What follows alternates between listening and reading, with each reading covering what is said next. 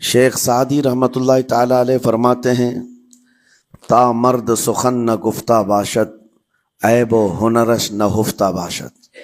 جب تک آدمی بات نہیں کرتا اس کی اچھائی بھی چھپی رہتی ہے، برائی بھی چھپی رہتی ہے۔ انسان اپنے کلام سے، اپنی بات سے سمجھ میں آ جاتا ہے کہ کس کیٹیگری کا ہے، کس لیول کا ہے۔ اس کی گفتگو کے آداب اس کی حقیقت بتاتے ہیں، بلکہ یہاں تک کہ اس کے نسب کا بھی پتہ لگا لیا جاتا ہے اور اس کی تربیت کا بھی اندازہ ہو جاتا ہے۔ حضرت لقمان حکیم سے پوچھا گیا نیکی کس کا نام ہے، تو آپ نے فرمایا دو چیزیں اور بہت چھوٹی ہیں۔ نیکی دو چیزیں ہیں جو بہت چھوٹی ہیں۔ کہا کیا ہے؟ کہا کہ ملاقات میں لوگ اپنے بھائیوں سے مسکرانا اور نرم گفتگو کرنا۔ ساری نیکیوں کی جڑ ہے یہ، نرم گفتگو کرنا اور لوگوں سے خندہ پیشانی کے ساتھ مسکرا کر ملاقات کرنا۔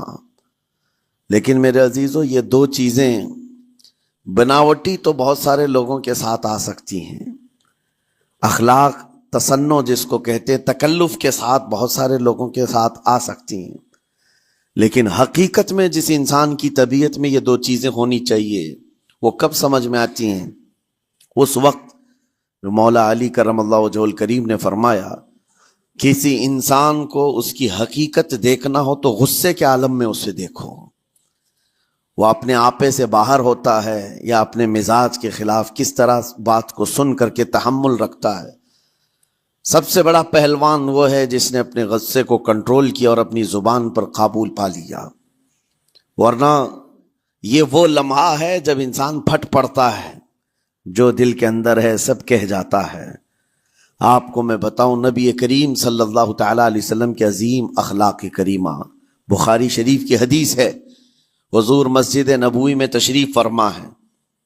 اس وقت مسجد نبوی، آج ہو سکتا ہے آپ کے ذہن میں جو امیج ہے مسجد نبوی کی، بہت بڑی عالی شان مسجد، لیکن وہ زمانہ نبوی میں اس طرح کی نہیں ہے۔ کچی دیواریں تھی، اوپر چھپر کے چھت پڑے ہوئے تھے اور مٹی کی زمین تھی۔ یہ مسجد نبوی کی شکل اس زمانے میں حضور اکرم صلی اللہ تعالی علیہ وسلم اپنے صحابہ کے ساتھ بیٹھے ہیں، ایک دیہات کا رہنے والا شخص آیا۔ ایک بات یاد رکھیں کہ دیہات میں، گاؤں میں رہنے والوں کے اخلاق اور تمیز میں بڑا فرق ہوتا ہے، ان کے ہاں آداب کی کمی ہوتی ہے۔ وہ شخص آیا اور مسجد نبوی میں آ کر حضور صلی اللہ علیہ وسلم سے کچھ بات چیت کیا اور تھوڑی دیر کے بعد مسجد میں ہی کھڑے ہو کر پیشاب کرنا شروع کیا۔ بخاری شریف میں یہ حدیث موجود ہے۔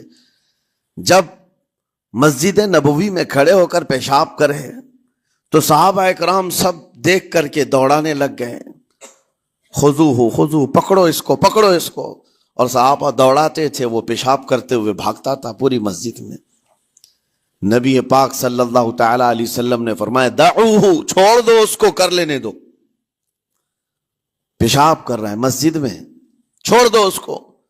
جب وہ صحابہ اکرام حضور کا حکم سنتے ہیں سب پیچھے ہٹ گئے۔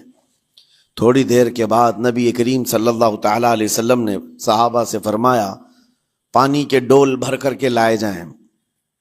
صحابہ سے ہی منگوایا، پانی کے ڈول بھر کر کے لائے گا اور مسجد نبوی کے میدان میں فرش پر بہایا گیا اور صاف کیا گیا۔ اب وہ شخص نہایت ہی ڈرا سہما کھڑا تھا، میرے ساتھ کیا ہوگا پتہ نہیں، میں نے پیشاب کیا، اب مجھے یہ لوگ قتل کر ڈالیں۔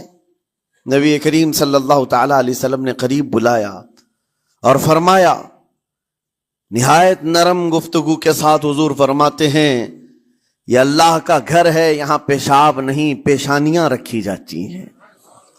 بس یہ جملہ ہے، بخاری شریف میں موجود ہے، یہاں عبادت کی جاتی ہے۔ اتنا کہہ کر رخصت ہو گئے، رخصت کر دیا۔ وہ دیہات سے آیا ہوا جو نوجوان تھا یا شخص تھا، باہر نکلتے ہی وہ کلمہ طیبہ پڑھ کر حضور کی غلامی میں شامل ہوا۔ میں نے وہ بلند عالی اخلاق نہیں دیکھے۔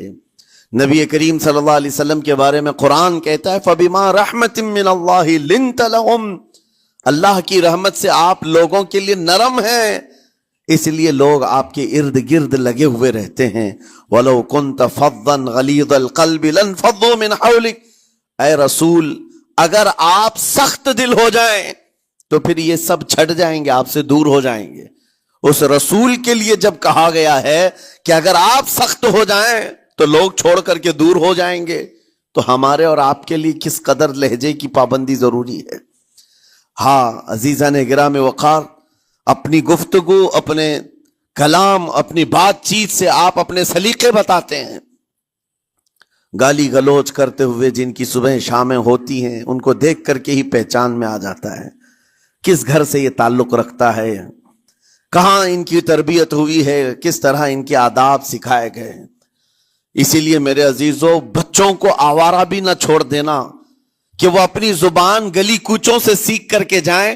کل کو ہوگا یہ کہ اس کی زبان کی وجہ سے لوگ تمہیں تان و تشنیع کریں گے، اس کا باپ ایسا ہوگا اس لیے بچہ ایسا ہے، اس کی ماں اس طرح ہوگی اس لیے اس کی گفتگو ایسی ہے. کیونکہ موسٹلی زیادہ طور پر بچے اپنے ماں باپ کے اخلاق کو نقل کرتے ہیں، ٹرانسفر ہوتی چلی جاتی ہیں. ایک بار حضور اکرم صلی اللہ تعالی علیہ وسلم مسجد نبوی سے باہر نکل کر جا رہے ہیں. توجہ میرے عزیز ہو، اخلاق کہاں دکھانے چاہیے اور ہماری بات چیت کے انداز ہمیں کہاں ہونا چاہیے میں آپ کو بتاؤں. حضور تشریف لے کر جا رہے ہیں، صحابہ اکرام کھڑے تھے حضور کے اطراف. مدینہ طیبہ کی ایک بوڑھی خاتون جس کا ذہنی توازن کھویا ہوا ہے، یعنی وہ دماغی طور پر ڈسیبل ہے، اور وہ آئی جا رہی تھی. لوگ جب بھی اس کو دیکھتے راستہ کاٹ لیتے، وہ جس کو بھی پکڑتی تھی سنانا شروع کرتی تھی، جو منہ میں آئے بکنے لگ جائے اور لوگوں کو تنگی محسوس ہونے لگتی. صحابہ نے دیکھا کہ یہ عورت آ رہی ہے، حضور کی طرف آ رہی ہے، سب نے حضور صلی اللہ علیہ وسلم کو گھیر لیا. اس کا راستہ روکنے کے لیے اب آئے گی، اور نبی کریم صلی اللہ علیہ وسلم کے پاس اگر زبان درازی کرنے لگ جائے، پاگل عورت ہے، اور بک بک کرنے لگ جائے، حضور پاک صلی اللہ علیہ وسلم کے ادب میں کہیں کمی نہ آ جائے. صحابہ کا یہ ہمیشہ اہتمام رہتا. حضور اکرم صلی اللہ علیہ وسلم نے دیکھا تو صحابہ سے کہا ہٹ جاؤ، اس کو آنے دو، ہٹ جاؤ، اس کا راستہ چھوڑ دو. صحابہ نے کہا یا رسول اللہ صلی اللہ علیہ وسلم، اس کا ذہنی توازن ٹھیک نہیں ہے، دماغی طور پر وہ عورت ٹھیک نہیں ہے. وہ آئے گی اور لمبی باتیں کرتی ہے، لا یعنی باتیں کرتی ہے، کہیں آپ کی شان پاک میں کوئی گستاخی نہ ہو جائے. صحابہ روک رہے تھے. حضور پاک صلی اللہ علیہ وسلم نے سختی سے فرمایا، ارشاد فرمایا ہٹ جاؤ، اس کا راستہ چھوڑ دو. مجھے پتا ہے پورے مدینے میں اس کی کوئی نہیں سنتا، میں بھی نہ سنوں تو کس کو سنائے گی؟ اگر میں بھی نہ سنوں تو وہ کس کو سنائے گی؟ یہ میرے مصطفیٰ کریم صلی اللہ تعالی علیہ وسلم کے دربار عالی جاہ کی وہ بلند اخلاق کریمانہ کی ایک مثال ہے، جس کو خود میرے آقا نے فرمایا بعثت لأتمم مکارم الاخلاق. عزیزان گرام وقار، لوگوں کے آج حالات ایسے ہیں کہ اچھے لوگوں کے ساتھ اخلاق الگ دکھائے جاتے ہیں، چھوٹے لوگوں کے ساتھ اخلاق الگ دکھائے جاتے ہیں. سٹیٹس کا آدمی ہو تو اس کے ساتھ ملنے کے طریقے الگ ہیں، اور غریب کوئی آ جائے، فقیر کوئی آ جائے تو اس سے ملنے کا انداز الگ ہو جائے. یہ نہ ہو، یہ ہم سب کے لیے نصیحت ہے. اسی ممبئی کی سرزمین پر میں آپ کو بتاؤں، ایک ماہم شریف میں بزرگ حاجی صاحب ہوا کرتے تھے، آج سے تقریباً 10-12 سال پہلے کی. وہ کئی لوگوں سے ایک سوال کرتے تھے پکڑ پکڑ کر کے کہ میرا ایک سوال ہے، آپ جواب دیں گے، میرا ایک سوال ہے. کئی علماء سے انہوں نے پوچھا، مجھ سے بھی انہوں نے، جب میں نیا تھا مصر سے پڑھ کر کے آیا تھا، میرے پاس آ کر کہا کافی سالوں سے میرے ذہن میں ایک سوال ہوتا ہے، میں آپ سے بھی پوچھنا چاہتا ہوں. کہا بتائیے کیا ہے؟ کہا میں حضور سرکار مجاہد ملت رحمت اللہ علیہ کا مرید ہوں. علامہ حبیب الرحمن مجاہد ملت، رئیس اعظم اڑیسہ، جن کے خدمات جلیلہ آج ہو سکتا ہے نئی جنریشن کو نہ معلوم ہو. ان کا لقب ہے مجاہد ملت، جنہوں نے سنیت کی بقا کے لیے اپنا تن من دھن سب قربان کیا تھا. وہ مجاہد ملت عظیم بزرگ ولی کامل ہے. یہ حاجی صاحب کہتے ہیں کہ میں ایک نارمل آدمی تھا، کڑیا تھا، یعنی گھر بنانے کا کام کرتا تھا۔ جب وہ ممبئی تشریف لاتے تو دوڑ کر کے ہر جگہ سے لوگ ملنے آتے، میں بھی گیا تھا، اور اس وقت میں جوان تھا۔ حضور مجاہد ملت رحمت اللہ علیہ کی بات وہ بتا رہے ہیں کہ لوگ لائن لگا کر کے مصافحہ کر رہے تھے، مل رہے تھے۔ جب مل رہے تھے تو پھر میرا نمبر آیا، میں ملنے کے لیے گیا۔ بزرگوں کے سب ہاتھ چومتے ہیں، یہ ہمارے سنیوں کے طور طریق ہیں، ادب۔ علماء ذوی الاحترام کے ہاتھوں کا بوسہ لینا یہ مستحسن ہے، یہ ہمارے آداب میں سے، معمولات اہل سنت میں سے۔ تو جب سب لوگ ان کے دست بوسی کر رہے تھے، ہاتھ چوم رہے تھے، میں بھی قریب گیا، اور جب میرا نمبر آیا میں ہاتھ چومنے کے لیے گیا تو انہوں نے میرا ہاتھ لے کر خود ہی چوم لیا۔ وہ بزرگ عالی جاہ ولی کامل جن کو دنیا مجاہد ملت کہتی ہے، میرا ہاتھ انہوں نے چوم لیا، اور میرے اندر ایسی پشیمانی تھی کہ میں کیا کروں سمجھ میں نہیں آیا۔ میں ایک معمولی سا کڑیا، اور کہاں ان کا مقام کہاں میرا۔ تو اس کے بعد وہ اس بے چینی میں رہتے تھے کہ ایسا کیوں کیا، ایسا کیوں کیا، کیونکہ پوچھنے کا موقع ہی نہیں ملا۔ ایک بزرگ تھے، انہی کے خلیفہ تھے حضور مجاہد ملت کے، انہوں نے اس کا جواب دیا۔ میرے عزیزوں کیا بہترین جواب تھا۔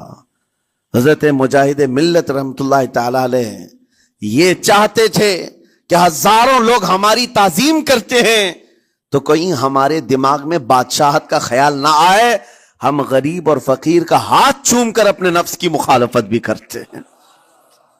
اخلاق کریمانہ دکھانے کے لیے اسٹیٹس والوں کے ساتھ ہی نہیں، غربا فقراء کے ساتھ بھی وہ اخلاق ہوں۔ نبی